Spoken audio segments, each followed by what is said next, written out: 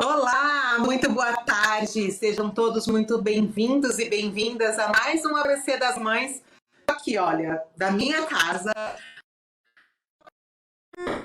recebendo os arranjos da Girassol, direta com casa. Olha que lindo esse daqui, gente.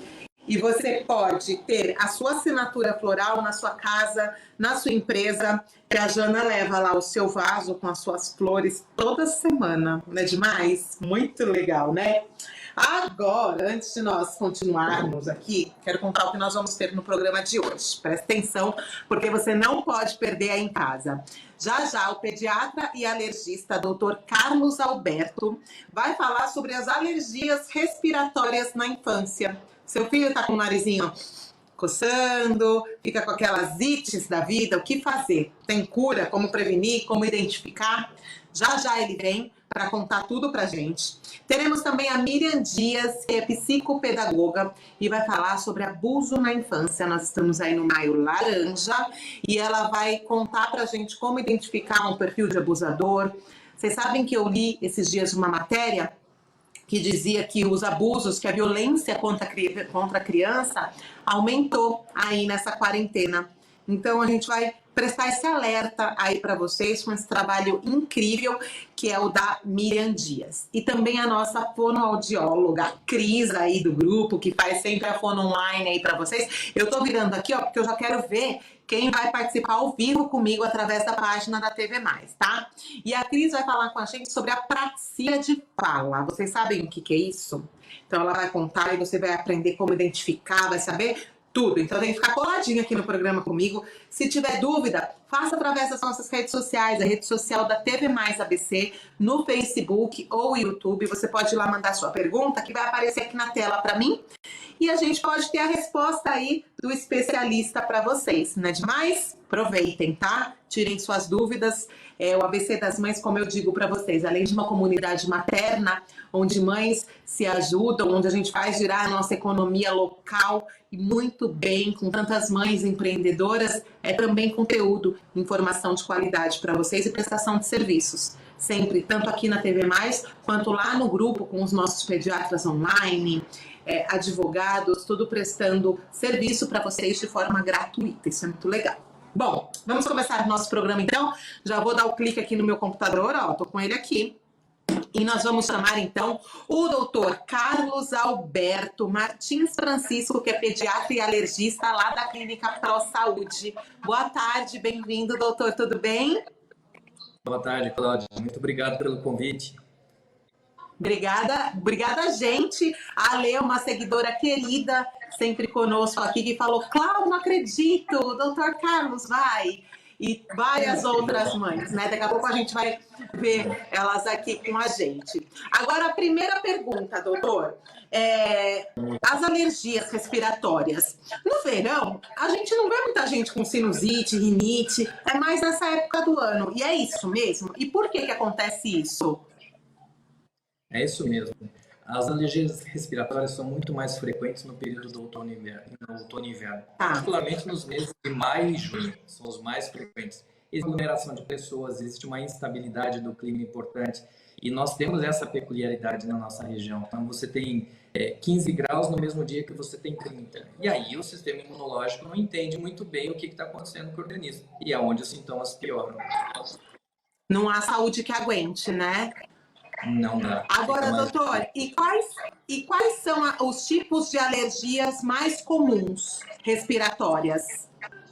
O que mais comumente aparece é o que a gente chama de rinite.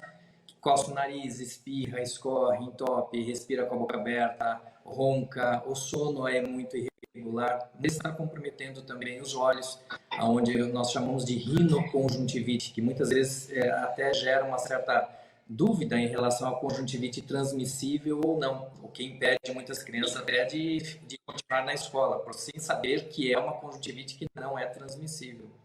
Temos também É aquela onde a criança, e ela amanhece com o olho bem sujo e a gente já imagina que seja conjuntivite. É essa? Isso, ela é uma conjuntivite, mas não é uma conjuntivite infecciosa, ela é uma conjuntivite alérgica, não vai transmitir para ninguém. Olha só, eu acho que isso já aconteceu comigo. Não sei na casa das outras mães aí, mas já aconteceu das crianças acordarem com o olho irritado, colado às vezes. E quando nós fomos ao oftalmo, porque a primeira coisa que se pensa, não tinha a conjuntivite viral bacteriana, como eles dizem, né? E sumiu a imagem do doutor. Vamos ver se. Aí, voltou. Voltou. Tá me ouvindo? Eu perdi o áudio aqui, gente. Peraí, gente, nós estamos ao vivo. Vamos ver aqui se volta aqui a conexão. Se vocês estão me ouvindo daí de casa. Porque eu não consigo ter o retorno aqui. Vamos ver se o doutor tem. Estão me ouvindo, gente? Deixa eu perguntar aqui pro pessoal da TV. Vamos ver. Pessoal. Deixa eu ver aqui. Porque a primeira coisa que se... Estão me ouvindo? Voltamos. Agora o doutor vai voltar, então. Vamos esperar ele voltar? Deixa eu ver.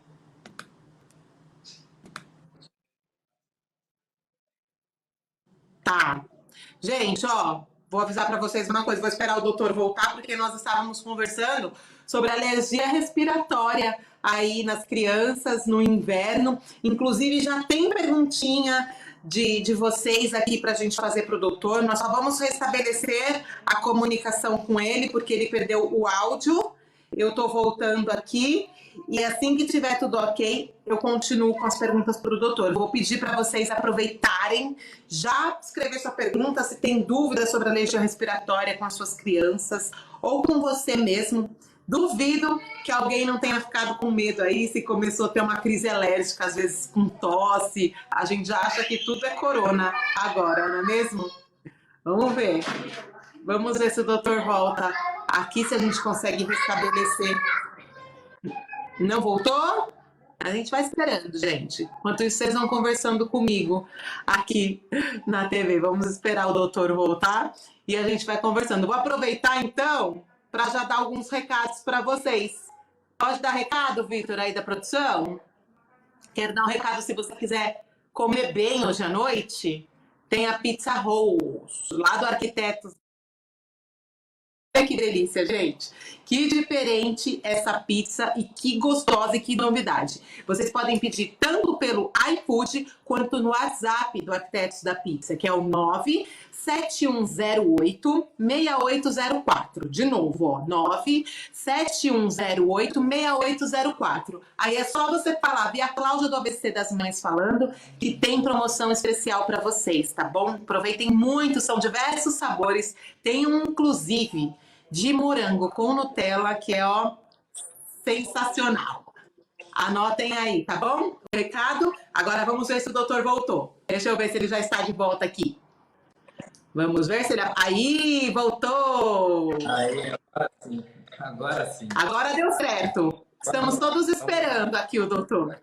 Vamos continuar aqui, então, de onde nós paramos. Os principais tipos de alergias respiratórias. Isso, falando da rinite, da rinoconjuntivite, temos a asma, temos uma complicação da rinite, que é a sinusite, que é muito frequente também, todas relacionadas a uma alta prevalência nessa época do ano. Sim. Agora, doutor, tem uma pergunta aqui na tela que eu achei bem pertinente para o momento que nós estamos vivendo. A Gisele Martins Francisco, um beijo para você, Gisele. Ela pergunta, ficar tomando antialérgicos não pode atrapalhar no diagnóstico de Covid? Eu também estou nesse impasse.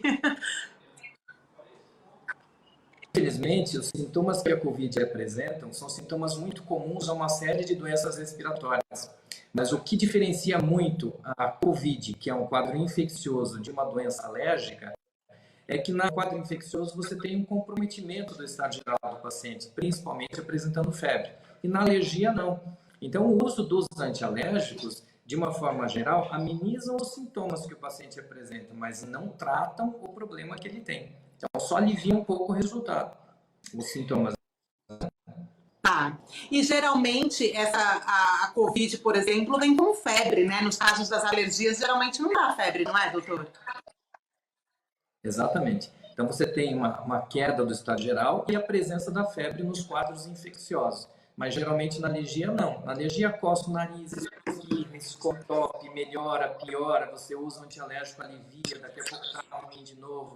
Então, isso já é um quadro mais característico do paciente que tem história de alergia. E quem tem esses sintomas já reconhece quando os sintomas eles estão quando ele já está entrando em uma crise. Até os pequenos. Minha filha mesmo, ela fala, mãe, já tá me dando alergia. Agora, doutor, e o diagnóstico preciso de uma crise alérgica, né? Como que a gente consegue esse diagnóstico? Porque, de repente, a pessoa está em casa, na dúvida, está com uma tosse insistente. Não sabe se aquela tossinha é alérgica ou com algum outro fundo. Como é feito um diagnóstico de alergia respiratória? Existem vários exames que a gente pode fazer para conseguir chegar no diagnóstico. Então, você tem os testes alérgicos na pele, que são chamados testes de punção ou prick test. Temos os testes alérgicos no sangue, temos grafite. Então, nesta fase, nessa época que a gente se encontra, a gente tem que pensar assim, se o paciente apresenta sintomas respiratórios, devo ir ou não devo procurar um médico? Isso é uma COVID, isso é um quadro infeccioso, o que eu posso fazer? Então, para isso é importante que o paciente já reconheça os sintomas que ele apresenta, porque ele já tem uma ideia de que, normalmente, quando entra em crise, são esses os sintomas que ele apresenta. Se ele tem um quadro geral mais como uma febre, uma queda de estado geral, aí sim ele vai procurar uma ajuda. Agora, quem tem história com frequência e ainda não sabe que aquilo é uma rinite, não sabe se é alergia ou não, aí sim deve fazer uma avaliação, uma consulta, onde vai analisar todo o histórico dele e a partir dos exames para poder chegar no diagnóstico, para saber se é alérgico ou não. E dependendo do diagnóstico, é aí que você vai estabelecer um tratamento mais adequado para cada caso. Perfeito. E existem diversos, mesmo para alergia respiratória, existem diversos tratamentos para ela ou geralmente é um protocolo? Como que é feito o tratamento? Se uma vez diagnosticada aí que é uma alergia respiratória, sinusite, rinite, alguma ite aí da vida? Existem vários tratamentos que a gente pode fazer, dependendo dos sintomas que o paciente apresenta. Então, existem sprays nasais, inalação, antialérgicos, a fisioterapia respiratória ajuda muito no tratamento também. Existem os medicamentos de alívio, medicamentos que devem ser feitos de uso prolongado. E quando o diagnóstico é estabelecido realmente que é um quadro de alergia, porque você pode ter rinite alérgica e não alérgica, mas quando é um diagnóstico de respiratória realmente, você pode iniciar o tratamento com as vacinas de alergia, que é um tratamento mais a longo prazo, que tem como objetivo diminuir a reatividade que o organismo apresenta. Hoje o paciente tem os sintomas respiratórios, ele usa alguns medicamentos, alivia os sintomas. Passa um período, ele está novamente apresentando os sintomas. Muda o clima, ele piora. Tem contato com mofo, ele piora. Usa os medicamentos, melhora. Quando você tem esses sintomas e os testes alérgicos positivos para isso, é onde o tratamento com as vacinas pode ser instituído e que se o paciente fizer regularmente com importantes na aplicação, com certeza o resultado vem e vai aliviar bastante os sintomas e melhorar a qualidade de vida dele. Olha que bacana! Eu tenho até uma pergunta para te fazer, doutor. Eu vejo muitas mães lá dentro do grupo do ABC das Mães e já surgiram grandes discussões lá no grupo por conta disso. Às vezes a mãe adota um gatinho, chega em casa, a criança tem um processo alérgico. Aí ela fala, vou doar o gatinho, vou tratar a criança. Umas defendem que tem que doar, outras defendem que tem que tratar. Para esse tipo de alergia, o pelo de animal, independente seja gatinho, cachorro, enfim... Foi só um exemplo.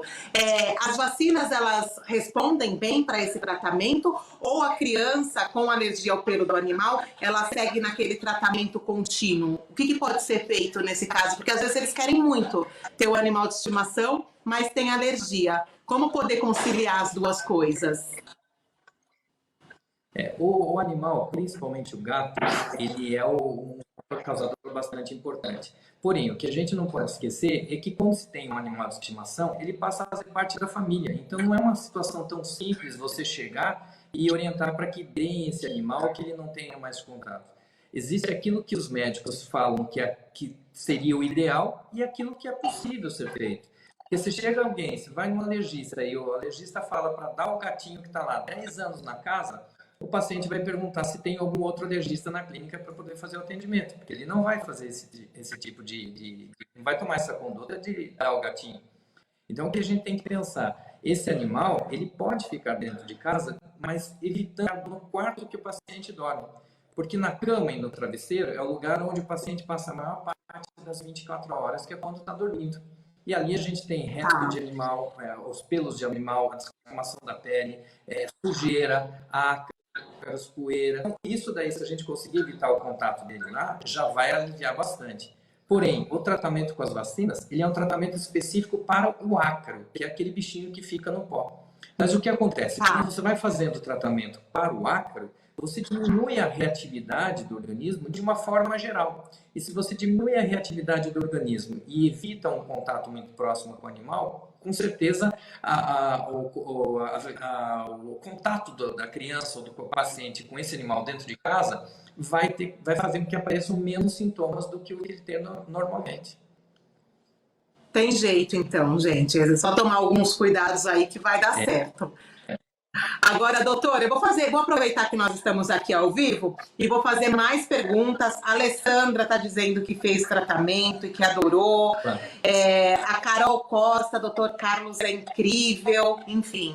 Todos aqui comentando aqui do doutor. E tem uma pergunta da Cíntia Torres, que ela diz: gostaria de saber quando a criança apresentar quadro alérgico com muco, é bom suspender o leite? O leite tem alguma coisa com relação à piora de alergia? Acho que é isso que ela quer saber. Pode ser. A alergia à proteína do leite de vaca, ela compromete principalmente crianças pequenas. Então, geralmente, quando já na fase do bebê que está aumentando, ele já pode começar a apresentar a alergia à proteína do leite de vaca. Quando tem um diagnóstico como esse realizado, aí você tem a indicação de suspender a proteína do leite de vaca. Isso pode estar muito ligado em crianças pequenas, naquilo que a gente chama de bebê chiador, que é aquela criança que tosse, fica com falta de ar, chiado no peito, faz inalação, melhora, daqui a um tempo está ruim novamente. Nesses casos, a gente precisa estabelecer um diagnóstico muito correto para saber se tem relação com a proteína do leite de vaca ou não. Mas uma vez feito esse diagnóstico, a criança deve evitar o contato, sim. Perfeito. Ai, doutor, você falou aqui de bebê chiador, criança. Olha, nós mães, quando a gente sente o peitinho deles fazendo, começa a chiar, dá um desespero, socorro, viu? A gente sabe que a gente passa aqui, porque dá muito medo, né? Quando começa aquela coisa do chiado do peito, porque aí a gente não sabe se é pneumonia, se é uma crise de asma alérgica, a gente fica bem perdido, e podem ser várias coisas o peito chiador, né? Sim, por isso que nos preocupa nessa época do ano, porque a gente não pode deixar na responsabilidade dos pais para verificar se a criança está grave, se não está grave, se deve ir ao pronto-socorro, se não deve. Muitas vezes os pais ficam na dúvida para saber se procuram pronto-socorro, se procuram uma clínica, falam com o pediatra, porque quando você tem um comprometimento do aparelho respiratório, principalmente no chiado do peito, isso aqui a gente chama de uma broncoconstrição, ou seja, a musculatura do pulmão, e dificulta a passagem do ar realmente. E qual vai ser o resultado? Qual vai ser a evolução desses sintomas numa meia hora, uma hora? Depende do paciente. Então, é uma situação bastante preocupante. Daí a necessidade de controlar os quadros respiratórios para que, quando chegue nessa época do ano, você esteja estabilizado para não ter que procurar o pronto-socorro. Que é o que a gente menos quer, ainda mais agora com essa situação de Covid, né? E, doutor, uma outra pergunta. Essa semana foi aberta a campanha aí para vacinação das crianças, dos pequenininhos até 6 anos contra a gripe. As crianças com quadro de alergia respiratória e etc., elas devem ser vacinadas normalmente contra a gripe e pneumonia também na rede particular? Com certeza. Porque nós já temos o problema da Covid, nós temos o problema da alergia respiratória. E quando nós temos vacinas que possam prevenir contra outras doenças, com certeza elas devem ser aplicadas. É lógico que quem for fazer a aplicação deve tomar todos os cuidados relacionados à prevenção da contaminação. Então, usando as máscaras, evitando contato com pessoas muito próximas, as aglomerações, mas com certeza deve fazer a aplicação da vacina sim, tanto a da gripe quanto a pneumonia. Ela não piora qualquer quadro alérgico respiratório, né? Não vai piorar nada. Tranquilo. Elas Ó, podem doutor, tem mais colaterais. perguntas. Ah, Pode falar, doutor. não, que as vacinas podem ter seus efeitos colaterais, mas esses efeitos colaterais são comuns a todas as pessoas. Não significa que pelo fato de ser uma pessoa alérgica, ela vai ter mais efeitos colaterais do que as outras pessoas. Perfeito. Doutor, tem mais perguntas aqui. Vou fazer várias perguntas, muitas perguntas. Deixa eu pegar uma aqui, olha. O Marcos Paulo pergunta: Doutor Carlos, crianças de 2 anos podem ter rinite alérgica com 2 aninhos? Podem. Na realidade, quanto menor a criança, é mais difícil você estabelecer o diagnóstico de ser uma alergia ou não. Tanto que quando é bebezinho, muitas vezes já apresenta esses sintomas e é o que a gente chama de rinite do lactente. Mas as crianças, a partir de 1 ano de idade, já conseguimos fazer alguns exames, alguns testes alérgicos que nos dão o diagnóstico se ela tem a alergia realmente ou não, principalmente associando com a história familiar. Se tem o pai, se tem a mãe com problemas alérgicos respiratórios, a probabilidade da criança apresentar um quadro alérgico também é de cerca de 70% a 80% de chance. Aqui em casa aconteceu isso. O pai é super alérgico e ela puxou justo isso dele. A minha mais velha, o pequenininho não. Veio com o meu gênio, eu nunca tive alergia de nada. E eu vejo o quanto eles sofrem aqui, tadinhos. Não é fácil, né? Minha filha, eu comentei antes de começar o programa com o doutor, que ela fala: mãe, não tem como tirar o meu nariz e trocar por outro? Porque vive coçando. Os incômodos maiores das alergias respiratórias são coceira no nariz, né? Aqui os olhos terminam ficando irritados também. Esses são os principais sintomas deles, né? Esse incômodo mesmo do narizinho, né? Sim, e tem associado a isso, tem o que é muito frequente, é a respiração com a boca aberta e o ronco. Nós temos que ter um sono tranquilo para que o nosso organismo consiga repousar, recuperar as energias e estar pronto para o dia seguinte. Se você tem uma obstrução nasal, um ronco, sintomas respiratórios frequentes, isso faz com que o nosso sono não seja adequado. Consequentemente, no dia seguinte, você pode ter dormido 6 horas, 8, 10 horas, mas acorda com aquela sensação de que precisaria dormir mais. Só que você imagina que isso é um dia atrás do outro. Todos os dias os pacientes sentem esses sintomas. E com isso não rende na escola, não rende no trabalho como deveria. Eles acordam com aquela sensação de que precisava ter dormido mais. Aí, uma vez que você começa a estabelecer um diagnóstico legal, você faz um tratamento adequado para o paciente, a qualidade de vida melhora muito. E isso é muito gratificante quando a gente vê o resultado. Ai, que legal. Agora, doutor, o tratamento, existe cura para alergia respiratória? Nós vimos que através das vacinas a gente pode ter uma resposta bacana. Agora, e uma cura para ela? Quando a gente cresce, quando eles crescem, tende a melhorar? Né? Ser um pouco menos frequente do que quando na infância. Como que é a evolução disso? Tem alguma forma de se livrar de vez das alergias respiratórias? Infelizmente, não. Não, até hoje no mundo não existe nenhum tipo de tratamento que cure a alergia. É como se fosse um carimbo que você recebe no seu DNA quando quando a criança já está sendo fecundada, quando começa o desenvolvimento dela. Então, ela terá alergia. O tratamento que a gente consegue é amenizar os sintomas e prevenir as complicações. Com isso, existe uma melhora da qualidade de vida, mas ele sempre vai estar marcado lá que ele é um paciente alérgico. Só que ele pode ser um paciente alérgico e não apresentar sintomas, ou apresentar sintomas muito esporádicos. E isso depende de uma série de fatores, depende de onde ele vive, dos cuidados que ele tem dentro de casa. Imagina se a gente compara uma criança que vive aqui na grande São Paulo, nesse clima bastante poluído, nessa instabilidade do clima, comparando com uma outra criança que viva no interior, num clima muito melhor do que o nosso. Com certeza, quem vive fora daqui tem um resultado muito melhor. E as crianças são mais... a prevalência dos quadros de alergia é muito maior na infância do que no adulto. Mas, infelizmente, muitas crianças evoluem para a fase do adulto e os sintomas aparecem e persistem com bastante frequência. E muitas pessoas têm uma história de uma alergia respiratória, têm sintomas respiratórios, não sabem que aquilo é uma alergia respiratória e que tem tratamento para isso. Porque quando você pensa nos dias de hoje em procurar um médico para fazer um tratamento de um sintoma respiratório que é simples, coçando, espirrando, escorrendo, as pessoas pensam: eu vou marcar consulta, vou ter que aguardar a consulta, depois vou ter que fazer exames, depois vou ter que voltar para ver o resultado dos exames, iniciar o tratamento, então isso vai dar muito trabalho. Então eu tenho outras prioridades e acaba deixando a rinite de lado. E conviver com isso, né? Vai convivendo com isso e poderia ter uma qualidade de vida muito melhor se tivesse feito um tratamento adequado.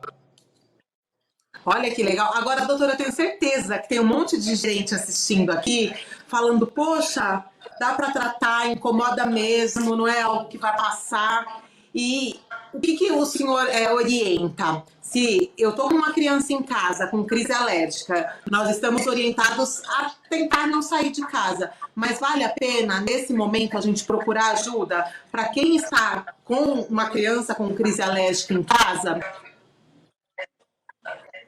O que a gente precisa ter, assim, um bom senso muito grande na hora de sair de casa, porque, infelizmente, a quarentena pode nos trazer impactos econômicos importantes, mas, do ponto de vista científico, isso é o que evita a proliferação do vírus. Então, tem que pensar, se a criança está em casa, mas se ela coça um pouco o nariz, espirra um pouco, não são sintomas tão intensos, não há necessidade dela iniciar um tratamento agora. Mas se os sintomas incomodam um pouco mais, com certeza vale a pena ela procurar um atendimento, não como uma urgência, não indo ao pronto-socorro, mas procurar para que a gente consiga realizar alguns exames que não sejam tão invasivos e consiga fazer um trabalho preventivo, porque nós estamos começando, nós nem chegamos no período do inverno ainda. Então a tendência nos próximos 3, 4 meses é que os sintomas se agravem. Então, aqueles pacientes que têm os problemas respiratórios, que muitas vezes nem saibam que isso é uma rinite que possa ser tratado, devem sim procurar uma ajuda, procurar um atendimento para que você possa fazer um trabalho preventivo. Com certeza, isso vai fazer com que o paciente não apresente as crises, consequentemente, não vai precisar procurar o pronto-socorro. Aqui na clínica, a gente tem tomado uma série de medidas preventivas muito importantes relacionadas a isso. Então, nós temos o uso das máscaras, o uso do álcool gel, várias recepções para que não haja aglomeração dos pacientes, atendimento com a porta aberta, afastada da mesa do profissional, a janela aberta também. Infelizmente, a gente tem que se reinventar e se adequar à situação que ele está vivendo. Mas temos que fazer o atendimento do paciente com toda a segurança, uma pior no estado geral dele. Imagina que ele sai de alergia e acaba se contaminando e desenvolvendo uma doença infecciosa importante. Isso não pode. Ou, de repente, começa a chiar ali, tem que fazer uso de bombinhas muito esporádicos, né? Quanto mais a gente puder evitar essas urgências aí, melhor, né? E até mesmo a ida ao PS, se de repente tem uma crise muito forte. Então, é melhor a gente prevenir antes do que correr grandes riscos depois e até de piorar e ir para um quadro infeccioso por conta da alergia, né? Com certeza. Isso que você falou a respeito das bombinhas que você citou aí, essa é uma situação bastante importante, porque muitos pacientes ainda têm um medo do uso das bombinhas, achando que a bombinha vai causar um problema de coração, a bombinha vai viciar, e não existe nada relacionado a isso. As bombinhas que são utilizadas hoje é apenas um mecanismo mais adequado para que você possa fazer a absorção do produto químico que vai tratar o seu quadro. Então, desde que seja orientado e faça o uso adequado das bombinhas, elas são muito seguras para o tratamento. Olha que legal. E sempre orientados, tá, gente, pelo seu médico, porque tudo é seguro quando bem orientado aí pelo profissional que te atende. Doutor, tem tanta pergunta, era para eu encerrar, mas eu vou fazer mais uma pergunta, ó. A Maria Pereira. Doutor, eu sou bastante alérgica e ultimamente parece estar bem irritada, tanto a garganta quanto o ouvido. Ela está com a irritação já chegando ao ouvido. E ela quer saber o que fazer para melhorar. Aí, ó, tem que procurar ajuda, né, Maria? Nesse caso, já tem que correr para ajuda, né, doutor? Não tem muito o que você fazer, o que você... Pode falar. Exatamente, doutor. porque muitas vezes o paciente tem sintomas e passa para a gente, seja pelo WhatsApp ou por e-mail, de alguma maneira, só que nem sempre a gente consegue dar uma ajuda adequada sem examinar esse paciente, sem avaliar cada caso. Porque eu posso passar um antialérgico, posso passar um spray nasal, que pode ser adequado para um paciente e para o outro pode não ser adequado. Existem algumas contraindicações para uso para um, modo de aplicação diferente de um paciente para outro. Então, é difícil. Uma situação como essa, se ela já está comprometendo o ouvido também, ela deve procurar um auxílio, sem dúvida nenhuma. Ô, doutor, e quais são os exames, para a gente finalizar, prometo, quais são os exames que geralmente são feitos para diagnóstico da alergia? É um exame de sangue? É exame de contato? Como que são esses exames? Uma vez que o paciente vai até, tem quais exames que podem ser feitos? Então, basicamente, para você fazer o diagnóstico de ser alergia ou não, são dois tipos de exames, que são os testes alérgicos no sangue e também os testes alérgicos na pele. Sendo testes alérgicos na pele, você pinga umas gotas no braço, depois você faz um arranhãozinho na pele e deixa o organismo reagir com aquela substância, que pode ser poeira, ou ácaro, pelo de cachorro, pelo de gato, alimentos, fungos. E depois disso, você vendo a resposta do organismo, você pode fazer a associação do resultado desses testes da pele ou também associando os testes alérgicos no sangue, e aí a gente consegue chegar no diagnóstico se ela é uma rinite alérgica ou não alérgica. Perfeito. Olha, gente, tem jeito, tem cura, dá para tratar, não precisa ficar sofrendo. Eu adorei, poderíamos ficar aqui mais 1 hora conversando, mas a gente tem que encerrar. Muito obrigada, Dr. Carlos, por ter esclarecido tantas dúvidas aí para nós. Depois eu vou deixar na nossa página todos os dados da clínica, enfim, quem quiser tirar mais dúvidas, e procurem sempre ajuda. Bem-vindo ao ABC das Mães, viu, doutor? Obrigada. Legal, muito obrigado. É importante deixar ressaltado, Cláudia, que apesar de ser uma doença que não tenha uma cura específica para isso, a gente tem uma série de tratamentos que melhoram a qualidade de vida do paciente. E com isso, sem dúvida nenhuma, tem um resultado muito bom. Muito obrigado pelo convite. E qualquer coisa a mais, qualquer dúvida, pode enviar aí a mensagem que eu respondo para vocês. E eu estarei no consultório em breve com a minha pequena. Me aguarde. Que bom, farei o melhor possível. Obrigada, um beijo. Obrigado a vocês. Tchau. Tchau, tchau. Gostaram, gente? Uma aula, né? Olha, só serviu para mim, porque eu tô com a minha filha tadinha atacada e a gente vai deixando. E não tem que deixar, dá para cuidar, dá para tratar, não pode se acostumar a conviver, né, com o nariz coçando. Nós vamos tentar aí, depois eu conto para vocês no Instagram, tá bom?